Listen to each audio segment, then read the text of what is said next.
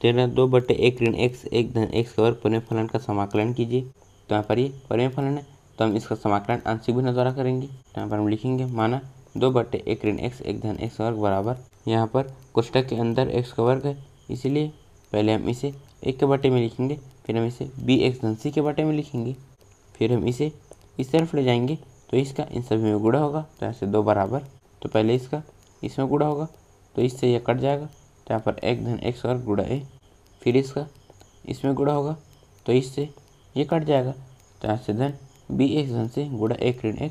तो हम a, b और c का मान ज्ञात करेंगे।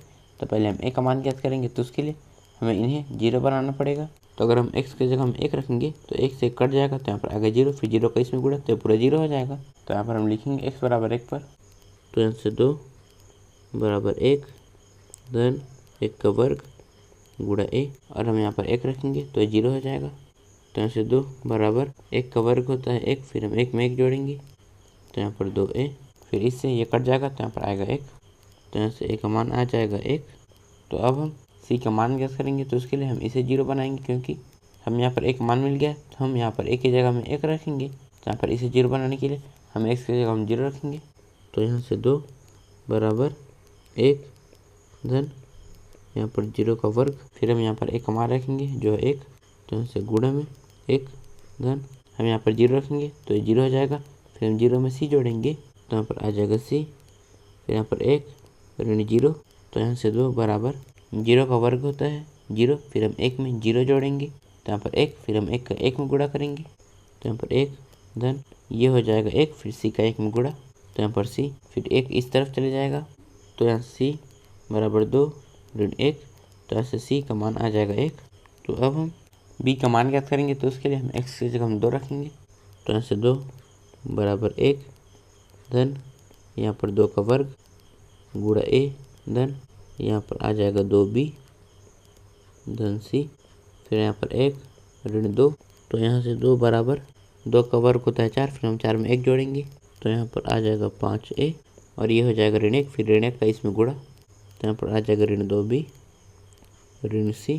तो यहाँ से 2 बराबर हम यहाँ पर 1 का मान रखेंगे जो है 1, तो यहाँ पर आ जाएगा 1, फिर 5 का 1 में गुणा तो यहाँ से 5 ऋण 2b ऋण हम यहाँ पर c का मान रखेंगे जो है 1।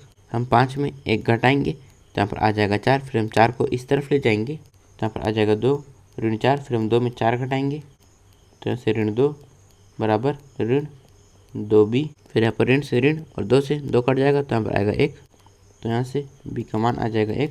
तो यहाँ पर हमें a, b और c का मान मिल गया। तो अब हम इनके मान को समीकरण 1 में रखेंगे। तो यहाँ पर हम लिखेंगे समीकरण 1 में मान रखने पर यहाँ पर 2/1 ऋण x 1 धन x वर्ग बराबर, यहाँ पर हम a का मान रखेंगे जो है 1।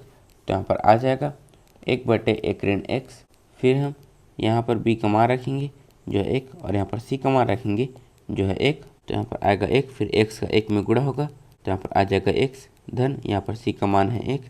तो हम यहाँ पर लिखेंगे x धन 1/1 धन x का वर्ग। तो अब हम इसका समाकलन करेंगे, तो यहाँ से बराबर समाकलन 2/1 ऋण x 1 धन x का वर्ग यहाँ पर dx। तो यहाँ से बराबर समाकलन यहाँ पर ये इसके बराबर है, तो हम इसके जगह में इसे लिख सकते हैं। तो यहाँ पर 1/1 ऋण x, फिर हम इसे इन दोनों के बटे में लिखेंगे।